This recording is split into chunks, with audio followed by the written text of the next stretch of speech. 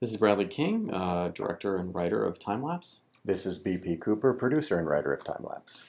and you are here to see the storyboards and some concept art, right? Yeah.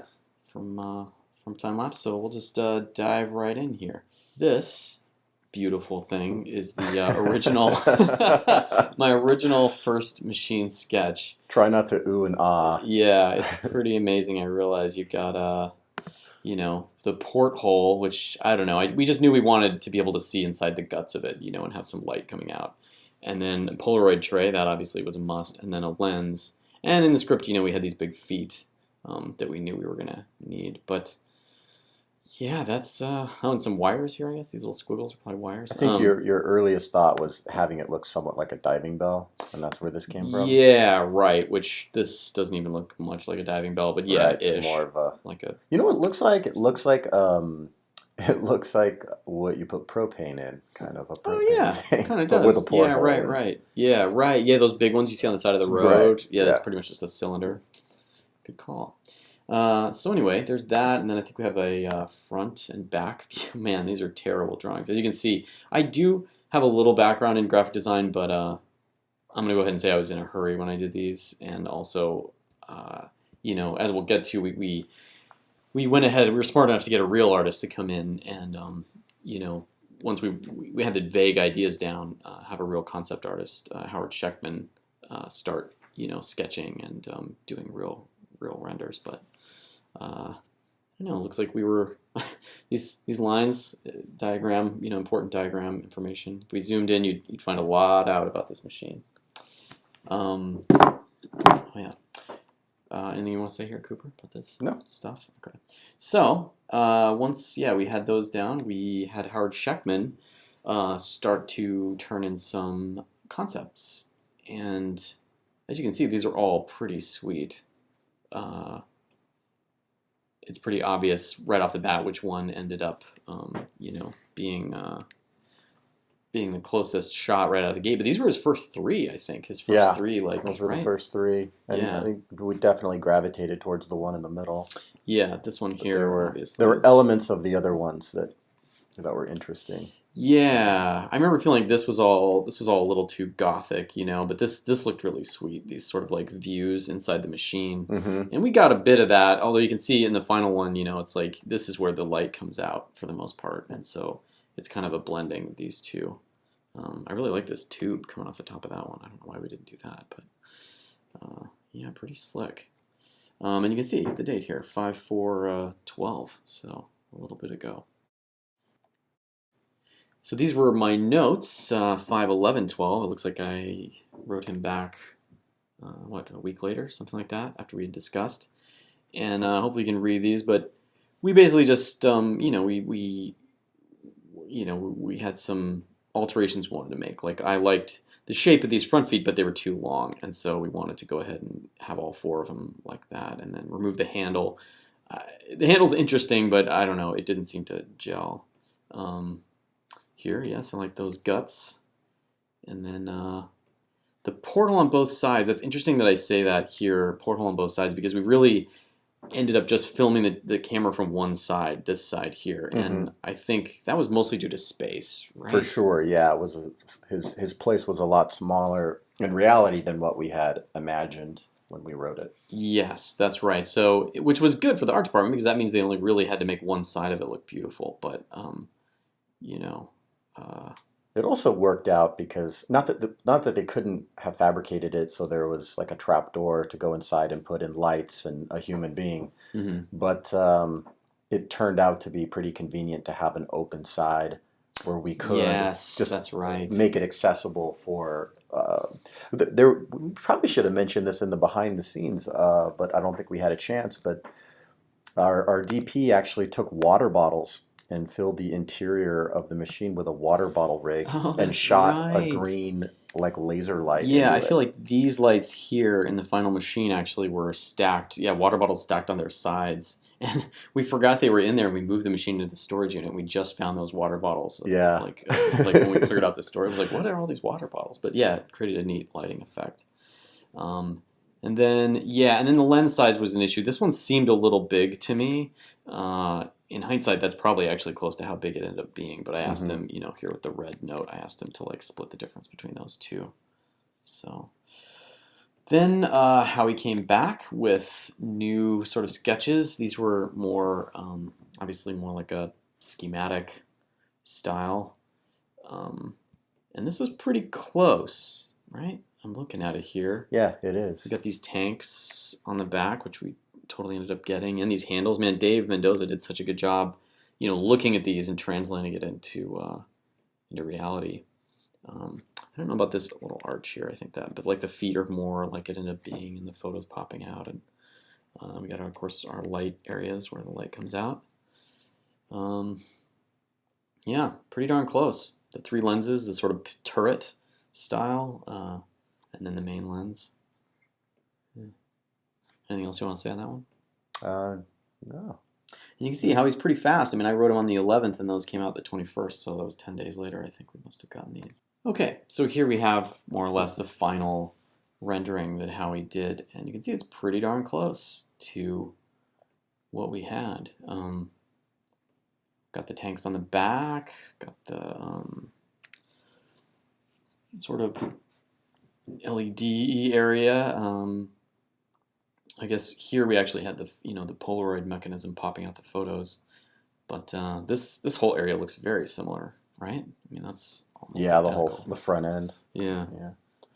We didn't do that vacuum tube type thing. We had tubes coming off of it. They were just much smaller, and they were in the back area, kind of by the handles. Yeah, that's right. That's right.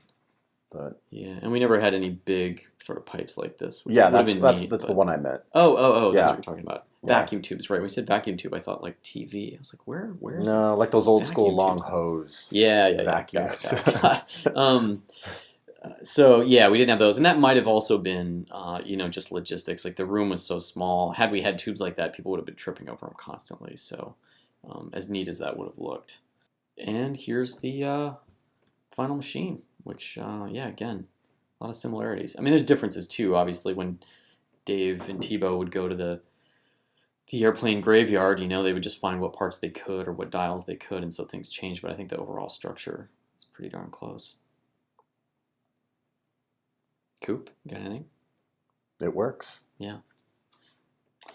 And then, then there it is, of course, in the more like Howie's renderings.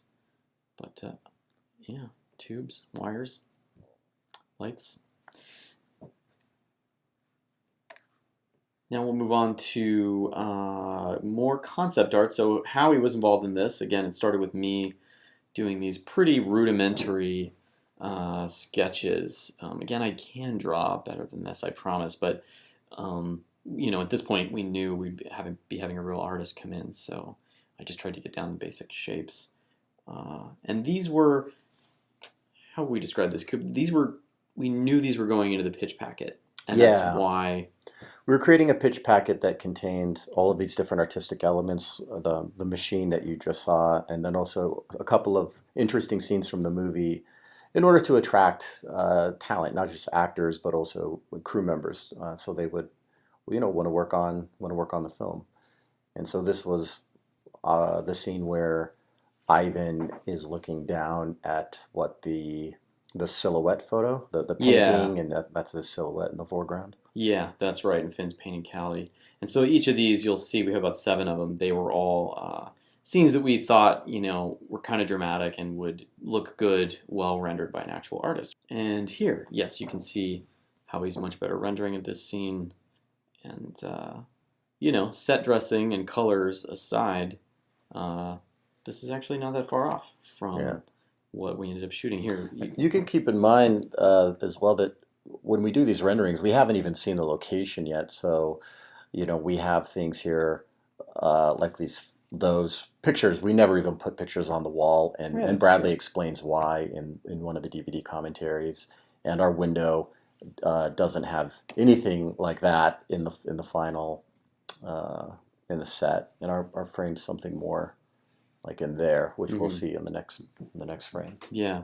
But yeah, so we're guessing. It's sort of a best guess, right? And again, this is for the pitch packet, so it's more just to get people excited, to convey the ideas of the movie in a visual way that hopefully they've read the script and like the script as well, but this will make them see, oh, wow, we have ideas about how we want this to look and how we want it to be framed and things like that. So there's a vision. Yeah, there's a vision. We fooled them. So yeah, now we'll go ahead and I guess look at that final image, which looks like we decided to rotate the entire thing slightly to the right, but yeah, pretty similar. I mean, the main elements are there. You've got the silhouette. You got Callie laying on the couch. Finn. Got a bit of a thumb there. Yeah, the actual shot within the photo itself, I remember, was a fairly challenging thing for composition-wise. Mm-hmm. To make it when we actually made it the movie? Yeah. Oh, yeah, because it was a composition. Mm-hmm. We didn't quite have all these elements lined up for some reason, and so, yeah, there was like some comp activity that went on there. But, yeah, we got it. Moving on. So, another beautiful piece of artwork by yours truly. Hopefully you can gather that this is the storage unit hallway. You've got the hat, Mr. B's hat here in the foreground, and Finn, background, carrying, is that a bucket? I don't know what he's carrying there. And then some doorways, and I guess we assume this would be a brick wall. But well, I don't think he's gotten the chairs yet. He comes down. I don't know. I don't know what. Maybe he's just that elephantitis, big hand. Yeah, I don't know what's going on there. So, we just wanted obviously a kind of dynamic look down the hallway and having the hat in the foreground.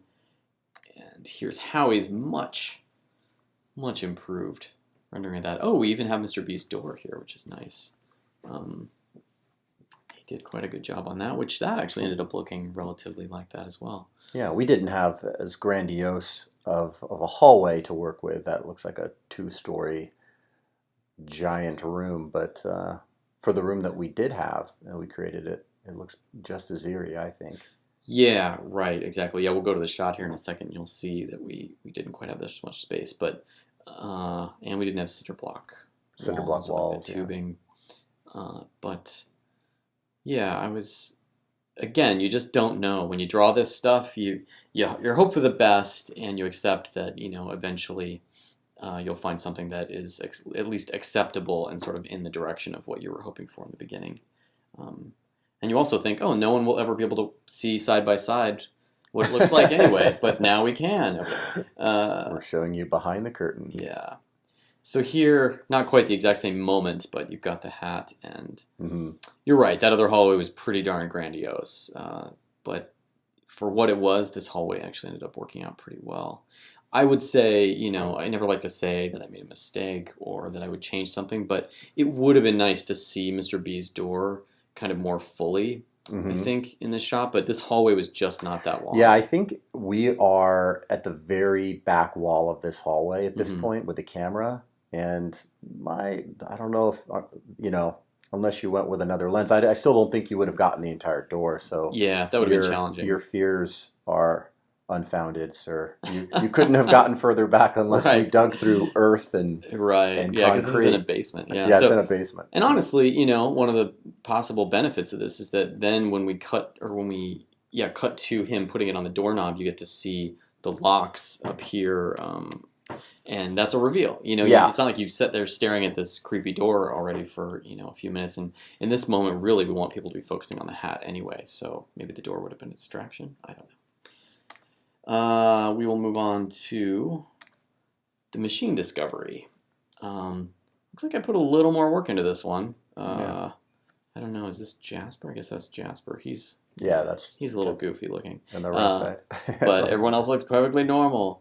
Again, back when we thought it was going to be more sort of tubular, or that was this must have been before we even gave it to Howie. Yeah, so I think what happened was you did this right after you had given him sort of the original, or you had done the original, the circular tubular idea, and you just didn't bother to change it because he had already been sending in ideas for the machine. Right, got it. Yeah. So he already knew sort of what the machine was going to start looking like. Yeah, right.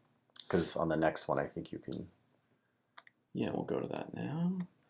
There we go. Yeah. So Howie, and obviously by now we must have settled on the design of the machine because Howie's incorporated that into the concept art. And this, again, we didn't have this big of a room when it came down to it, but it certainly served the purpose of sort of communicating, the moodiness of the movie, the moment sort of like where they discover the machine and shed some daylight into Mr. B's kind of musty, creepy apartment.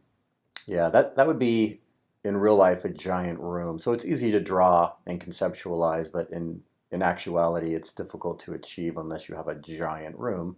And I think the real shots of the film coming up next will demonstrate that. Yeah. So actually, and yeah, that we can go ahead and say that this shot actually, we weren't, because of the size of the room, we weren't really able to get this big of an angle. And so in the movie, we kind of settled on a series of angles that allowed us to,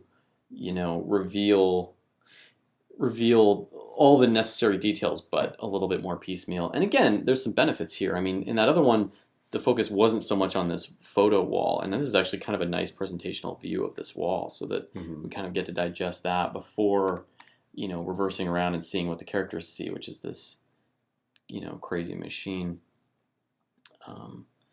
And even this is cheating a little bit, because actually we're probably behind a little bit where the characters would be, because it's like the room just isn't that big. And then we actually literally get behind the characters and see them. But again, I think the broad strokes kind of worked out. The Mr. B body sketch. Wow. So, again, having no idea what a storage unit would look like in this situation, we just sort of went for the basic idea of I knew that I would probably want to see the characters in the foreground more or less silhouetted or on the edges of frame, and then be able to sort of like focus in on a scarecrow. A scarecrow, yes, Jack Skellington's. It's like Jack Skellington's, used car salesman brother. So what that looks like. Then Howie, crushing it, and got so much detail here. Like if you look in the background, Howie just really like put so much into these drawings. But this is a little better lit probably than we knew that we would ever have it in the movie, because we wanted it to be a little more mysterious. But again, for concept art for the pitch packet, it was pretty sweet. It's cool. And if you look closely, you can see here the thorium gas canister and also the coil. The coil, yeah. So that stuff obviously was all there in the script. I guess the coil technically was broken, and it was a little more off to the side, but it all was there. Man, I wish we had one of these. I don't know what that is, but I want one. In the back. Yeah, what is that? I don't know. It's kind of a Tesla coil-y thing, but I'll have to ask Howie. And then here is a bit of that actual shot, as you can see. And we've got a coil back here. The gas canister ended up off to the side. Yeah, off to the side, but it's more or less it. And our final concept art sketch was, I guess this was mostly just sort of, I don't think this was ever planned to be a shot. This was probably just going to be kind of a presentational view of Mr. B's apartment and the machine. And this text over here is, we actually couldn't find the original sketch, so we had to include the one that was in the pitch packet that sort of had, this, what is it? Blah, blah. It was old dialogue. Yeah, that's right. Old dialogue from the movie, and then, right, Callie's old narration, from the opening. So I guess that doesn't actually appear in the movie, but for the purposes of the pitch packet, I think it helped set the tone. And then Howie, again, just really brought it to life. Brick. That would have been neat if it was brick. I mean, I liked the green, and it certainly showed up the photos, but there was something cool about this almost more loft style feel. Yeah, that would have been neat. But you work with what is there and your budget and see what you can do. And I like, the green wall was actually still pretty cool. And so what we'll do, I guess, in lieu of, since there was no shot, this was the only one that we didn't sort of link to a shot, we'll go ahead and show a little 360 view, right? Yeah, 360 video of the Mr. B's apartment. Yeah, Mr. B's apartment. So you can see here, this is not an actual shot from the movie. We just had a camera with a wide-angle lens set up on a tripod and sort of rotated it around to capture the apartment. And Tracy Hayes and the art department were mainly responsible for getting all this stuff in here. Abra, yeah. Yeah.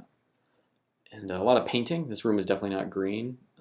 Pretty much, I mean, every bit of furniture, the rug, everything else was all brought in. This was probably the most exciting space to be in. And here we have a shot that did get storyboarded and did get shot, but did not end up in the movie. Got cut, ended up on the cutting room floor. This was when, I think after Jasper had locked Finn down in the storage unit and sort of peeked in on Callie, he came back to the living room. Mm-hmm. Mm-hmm. And the idea was, he's sitting there, what theoretically should be his triumphant moment where, he's got everything under control, everyone's under his thumb, and he's got this big pile of money, and he ends up, like, sort of fiddling around with it and kind of, like, piling it up on himself. He's, like, got one. Yeah, he's got, like, a stack on his chest, and he's looking at it, and he ends up sort of, like, covering himself in this big pile of money. And it was supposed to be, again, bittersweet, like, pseudo-triumphant moment, but actually really depressing and weird. Yeah, he had that piece of dialogue earlier in the film of, my dreams to have a big of money. Oh yeah, pile of money so high that I need a snorkel or something. Yeah, that's right. I'm buried in it. Yeah, I'm buried in it. So this was supposed to be his wish fulfillment moment. Yeah, and it was supposed to be a bummer, And there, Howie rendered it pretty well. Again, we had no idea where the actual kitchen was going to be, so back here, this room ended up being on the flip side, but the easel did end up on the right, and I guess, boy, what are these bloody handprints from? What is that? Well, that would have been post Ivan killing Ivan. That's right. So this was theoretically a bloodier version of that. Yeah, there's bloody towels laying around. Yeah. One back here, like dripping blood. But Howie obviously did a great job with what we asked him to do. And then here was the final shot that we actually shot, sort of tail end of it. And it's basically the same idea, but I think in post, it just didn't. I don't know. I'm not sure how I would have done it differently, but it just didn't end up having quite the feel of importance, and it would just ended up kind of slowing down the narrative, honestly. Yeah, the scene, it took a little while for him to stack that stuff on him, and it was a very ponderous moment, and it just never quite clicked, And honest, if I'm really honest, I feel like it looks a little more goofy for some reason in real life than and I don't think that's anyone's fault other than just maybe trying to translate an idea in your head. Sometimes it doesn't quite, give the same emotional impact that you wanted or thought it would when you first conceived of it. And for those that have, of course, seen the movie, and hopefully you have if you're watching this, and when you see Jasper wake up to answer his phone right towards the end, and he has money all over him, this is why he fell asleep here with this pile on him. No one's ever questioned why. In fact, I've talked to people who sometimes it gets a laugh, but I've talked to people and they just said, "Oh, we just assumed he crawled into bed, cuddled up with the money." Yeah, so it's his teddy bear, which I think is also is comical. Yeah. And then we have this Jasper weapons moment where basically he's sort of decided that something bad is going to happen tomorrow based on the skull painting, and so he lines these weapons up. And this was sort of actually the tail end of this concept where we would come up from below the table, and the idea was sort of end up high looking down on the weapons. And I think by the time we got here, we realized it would actually be more dramatic if we just sort of stopped, with... I think I even remember this conversation with Howie, that the shot would actually be more dramatic if we didn't end up seeing Jasper's face, that it was more just sort of seeing him there, knowing, what he's contemplating here. Yep. And pretty much all these weapons those are all the weapons that we ended up with. I think they're rearranged in the final shot, but empty bottle of booze back here, I guess he's been drinking. Probably. And this is probably, I don't know if it's in our final shot, we'll see in a minute, because I don't remember, but that's the photo with the skull. And that's what's inspiring him to protect himself by hiding these weapons. Yeah. Curiously, the fabric on the chair that he stabs is actually green in the final thing. And there's the final shot in the movie. And again, it sort of cranes up from below the table, but that's where we ended up with that. Yeah. And all those weapons get used to great effect. So now we're going to look at some actual storyboards. These were not for the pitch packet. These were for us to try to figure out, how we were going to shoot this thing. So let's go ahead and zoom in here a little bit. Hopefully I won't make you too seasick. The basic idea here was, we'd have one of my, wow, that's terrible. That's really bad sketching. But anyway, the general idea of, just don't look at this, the general idea of the framing here within these, boxes on the left side. And then this was the diagram of the, whatever room it was.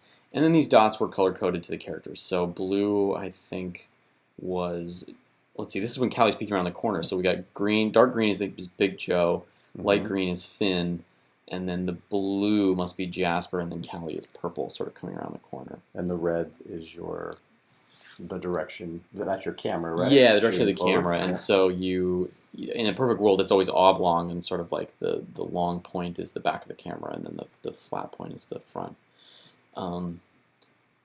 Then, you get the scene, the shot, interior, exterior, day, night, a little bit of action description, which is blurry. I apologize for that. And then dialogue, you never put all the dialogue here, but you put enough to, I don't know. Jog your memory what the scene is. Yeah, exactly. So this was when Callie talks to Big Joe, peeks around the corner, and then we have her go out across the courtyard. If you look, this shot here actually is very similar to the one that, in fact, all these are pretty darn close. But that one is, verbatim what ended up in the movie. So unlike the concept art, these are obviously done after we've seen the location. Yes. At least the ones that Bradley drew. Mm-hmm. And by the way, the courtyard here is an exact representation There's of the the gate. bungalows. Yeah, that's right. In fact, there was 1, 2, 3. Yeah, that was the third bungalow. This was a cast sort of relaxation room. I think this was grip and electric, camera. These two were the hero because we broke through because we needed both. But we only used this front door. And then, what the heck? Yeah, this was really Mr. B's here. And then, I don't know what. This was the scary one where we didn't go in there because there was we have a map which we'll bring up here in a little bit of the actual location, but that one the squatters had been there up until we inhabited this place to shoot, and so there was blood on the walls. I mean, it was a pretty creepy environment, so we just never used that one. And then so forth, down the lane. Let's see what else we have over here. Looking at this foliage. Oh yes, that's for knocking on the door. I was like, what is this 3? Was I trying to make a film strip? Like, what was going on here? Yeah. So, I wrote foliage, voyeur. Occasionally I give myself little reminders of, emotion or something I wanted to feel or see. But you can see here's a camera pointing towards Callie there at the doorway. Callie going in, and we dolly. So anytime that I had a camera move, I would usually mark that in red. And then we would know that we're going to need to sort of slide in, and there's more camera direction on this one. And this is pretty much how it was. I mean, we had these shelves which were placed, in his living room, and the red arrow explaining that we go through this sort of warped glass bottle or something, whatever it was they found in the prop department to be able to make that shot work. I love this. Weird crap is what it says. Just in case I didn't know what needed to go on the shelves. I guess I should have looked at these before we brought them up. Okay, so, and then, she comes into the apartment, more of the same, basically. Mr. B's apartment stuff. And that is a typical page of storyboards. Let's see if we have any others. It's a continuation of the scene. Yeah, oh, is it? That's her going into yes. Mr. B's. So it is, yeah. Thanks a lot, Photoshop. Yeah, so there she goes through the meat flaps, game violence. That was sort of the video game, explosion or whatever that happened. Whenever there was a lighting cue or some kind of a lighting change, I would usually go ahead and mark it in yellow, so I knew that, when she comes in, they're all sort of in shadow, and like the light kind of appears on them, and which was supposed to be, vaguely symbolic of new information entering their lives, and so the light kind of lights them up as she comes in, and I cue myself there for it as well. Sometimes those grandiose ideas about what you're going to do work out, and sometimes they don't. And then there again, the close up of Callie. dramatic music at that moment. Yes, dramatic music. Cue, yeah. Then them coming in, mid flaps. I don't think we have a red arrow here saying that we were going to dolly back. I don't think we ended up doing that, actually. I think we did a close-up, and then we just cut back for whatever reason. But, yeah. This is pretty close to the actual sequence that we got. Again, being able to storyboard in the location makes it so much easier to actually realize your storyboards. Let's see, what do we have here? This would be... yes, this is when Finn, they've just done the montage of the photos. That's this series here of the sort of happy days. You know, they're using the machine, everything's going really well. And then we have a sort of tilt. Did we even dolly? We may have actually had it on Steadicam. Yeah, I think it was on Steadicam. Yeah, so, you know, I tried not to plan for a lot of dolly or Steadicam because it's expensive. But in this scenario, I think Jonathan and I must have worked it out to where, you know, that we could use it and it would actually be a good asset. And so instead of just having Finn approach camera here, we went ahead and pushed in. There's looking through the window. The phone and the retro answering machine.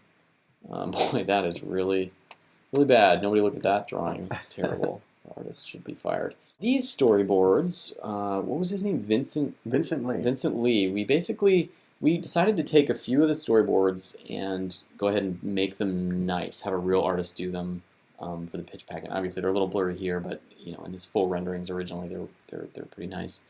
And these were just sequences that we hadn't done all the storyboards at this point, right? We just sort of said, I think you told me, hey, look, let's pick 3 of the coolest shots or sequences or something, right? And then we'll get Vincent to do some storyboards for him.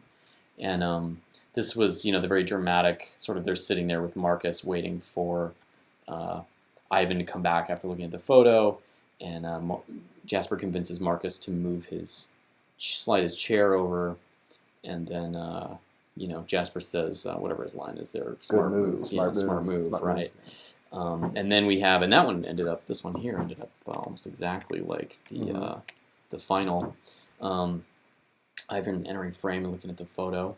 And then here we did plan actually a wide sort of dolly around to have him like run out, but it wasn't necessary. You know, once he left frame here, you knew exactly what was going on. So, but as you can see, Vincent, a much better artist than me, did a great job of these, and we just include them in the pitch packet as a sort of, you know, again, to try to help everyone believe that we weren't flying by the seat of our pants, that we actually were planning this thing out. And I think this continues on.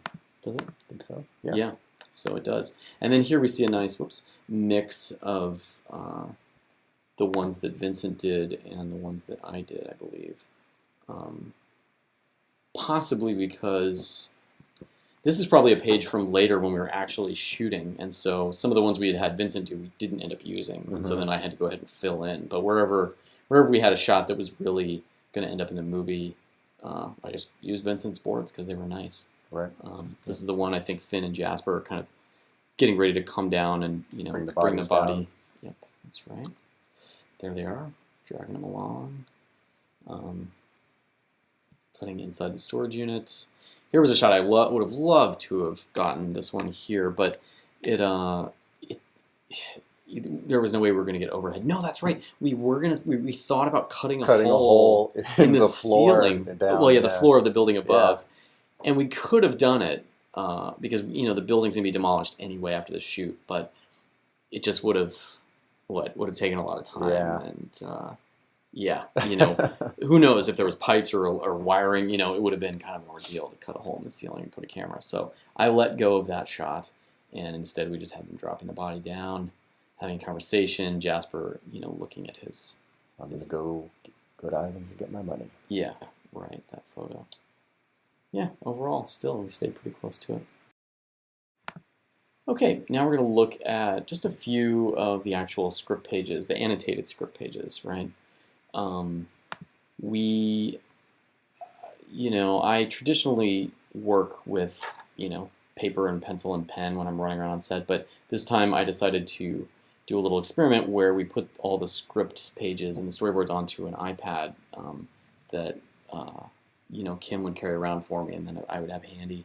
And that was the reason I'm explaining that is one of the reasons I opted to change this color of the script pages to this sort of parchmenty look was that, when you've been working for 14 hours and you're staring at this iPad and the bright white screen is just blasting your eyes, and you're, hiding in a closet anyway, and your eyes are having to adjust, it just was a lot more pleasant to kind of have something else besides bright white. But truth be told, I chose this kind of parchmenty look too because I don't know. You think it looks cool? I thought it looked cool. Yeah, I know. Made me feel like I was looking at a treasure map or something every day.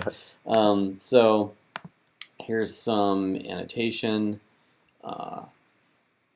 I guess I'll just explain. Like the orange, anytime I had a scene that we were working on, I tried to find, what was the highest moment of tension in the scene. Theoretically, the thing that you're building up to, and then maybe have a little bit of falling action away from. And I wasn't always right, and sometimes it changes depending on the chemistry of what's happening while you're rehearsing or shooting the scene. But generally, I just try to keep in mind, where are we going? Like, where is this scene sort of like headed? And what is the absolute crucial information that we're going to get out of this scene? As you can see here off to the right, I would give myself cheesy little notes about just the emotion, It may seem very obvious, reading this. Oh, well, of course that's the emotion of the scene. But man, when you're sitting on set and you've got 50 people involved and you're trying to juggle all this stuff, sometimes I would lose sight of what, it's easy to lose sight of what the main thing is you're trying to get the audience to feel. And so those were just notes I would give myself to remind me, hey, don't lose sight of this, buddy. This is just an icon with the character name or character initial just to remind me where they're going to be. Then we got transitions, which, if you've edited enough projects, you all know that the transitions they're sometimes the most important part. You can shoot a great scene, but if it doesn't cut it very well up against another scene, you run into some problems. Finn plunging the toilet. Pretty good. Coop, you got anything to add here? Nope. Page 14, more of the same. I would sometimes use little icons like this thing just to remind myself that we're definitely going to have music here, and to think about that ahead of time. And maybe it's going to change, the pacing of what we do, or, I knew here that we're going to have some kind of spooky, some sort of spooky cue here around the newspapers. Well, that means we need to hang on those newspapers long enough to actually have music come in and go out. Otherwise, I've definitely in the distant past, when I was less smart about this stuff, sometimes I would forget that we needed to have a music cue somewhere, and then suddenly in post find myself stuck with not enough time to really bring something in and get it out properly.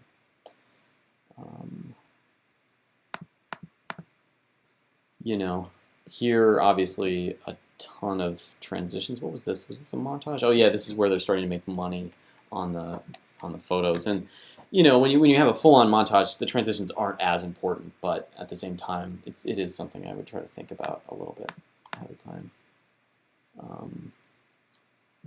Dolly moves. Just try to get as detailed as possible without overwhelming myself with information. There was a period where I was really scribbling a lot of notes on these, but sometimes that got kind of overwhelming. To try to look back and see 20 different directions. Everyone on set, I think, appreciates simple direction in the moment when possible. So I tried to do that for myself as well. Yeah, I think that's about it. All right, last but not least, we have here a map of the actual location. This is the apartment complex. This is something we just did internally. We didn't. None of these things we created for this little presentation. These were all things we did for our own purposes. Artifacts of our adventure, yeah. But this is something we had on set, so everybody knew what was where, because it was a pretty decent-sized property, and you could forget what unit, is the wardrobe department in. Well, after 2 days, everyone knew, but right. But yeah, so we got talent here, art. Was that true? Art? Was that arts? That was their bungalow. That was an overflow. That had like their props. So yeah. Apartment 8 had their props, and then Apartment 1. Ah, that's right. They had props. Yeah, I think they inverted these two. This one had more of their painting and This one did. Their mess. Okay. Apartment 1 had their painting and their messy stuff, and Apartment 8 had their props. Got it. So they ended up inverting those two. But Grip and Electric here. Mhm. The hero apartment. That just means the main one. The Finn. hero, Mr. Yeah. Bezarides' apartment. Camera. Clothes. This was the one that was scary. That had blood and all sorts of other horribleness to it. Spooky things. I'll go ahead and put some blood here. Ugh, that was a terrible place. Then what else have we got here? Hair, makeup, wardrobe. Yeah, hair, makeup, wardrobe, right. Wardrobe overflow. Which really, it originally we thought we'd have so much we would need it, but what that turned into was our storyboard room, and that also had your room back in there as well. That's right. So this is my hideaway, and then we had the storyboards, which you can see in other photos. There was a fountain here, the garden. These numbers are the actual addresses, and the reason we wrote those on there is because we had keys that were labeled to unlock each of these different doors, and so having the addresses helped grab a key off of the production board, which was in this office. That's where Production Central was, and we had our tools and everything. Our tools, our typical key layout board knocked onto the wall. Right. And then there was a garage here, which actually, it was Grip and Electric, but it was also where Dave Mendoza and Tebow worked on the machine. And they basically built the whole machine here. That's right. They flipped these garages. So originally, these were flipped, and then they reversed them. But this is where Dave built the machine. And then eventually, at the very end of the shoot, we got the machine out, and we rolled it all the way up there and rebuilt it in Mr. B's apartment. Mm-hmm. Right here is where, was it Mrs. Anderson? I think she was actually in the middle. Yep. Mrs. Anderson. Her apartment. And then this door here really was, this is where Finn came and put the chairs away, but then theoretically it was leading you to the storage units, which was in this building, but it was just in the basement. No, it was further down. Is that right? Yeah, so scroll. Yeah. Oh, that's right. I see. Yeah, so this door was where Finn would access the basement, or anyone else, quote unquote, in the movie, but in reality, the basement is inside of this house. Right. Which was also the talent house where the actors would stay and sort of hang out. They wouldn't stay in the basement. They stayed in rooms. No, we kept them in the basement. In rooms upstairs, Right. And then these were just a couple of extra houses on the property, which we didn't use at all, really. Yeah, they were just vacant. They were maybe a bathroom in this unit over here. Yeah, that ended up being our last bathroom standing. So if you see here, we've got these, and these are bathrooms marked, right? Oops. So, we got bathroom. These all started out functional, and then one by one, they just started failing on us. Until, And if you used them, they would overflow. So you could not, you had to walk pretty decent distance to have to go. Yeah, sadly. And thank goodness this building had, the best pipes in the world, and that bathroom lasted the whole shoot. This mess right here actually is a bunch of debris from this building that had burned down long before we got there. But it's probably one of the other reasons why they condemned this place, aside from it falling down. But this building here had caught fire, and a ton of the debris of the second story had fallen over. And it was just a big mess of trash. And that's right. Names. This building burned. So, yeah. Yeah, in our behind the scenes, where we mentioned a fire happened, that was on a property right here. There's a bodega, and they had a backyard, pretty much, and this yard right here caught fire. So we had a crew run over along this fence, and we were shooting our hose, trying to help put water out. Yeah, right. And it wasn't like an enormous fire, but it was definitely big enough to where we were, big concerned. enough, where the fire department came and put water on it. Water's blue, right? There we go. And then our hose. Yay! Anyway, there you have it. That's basically our set. It was a great place. It was like a big backlot. Pretty much. That we had the run of. Couldn't ask for better. All right, I guess that's it. Thanks for watching.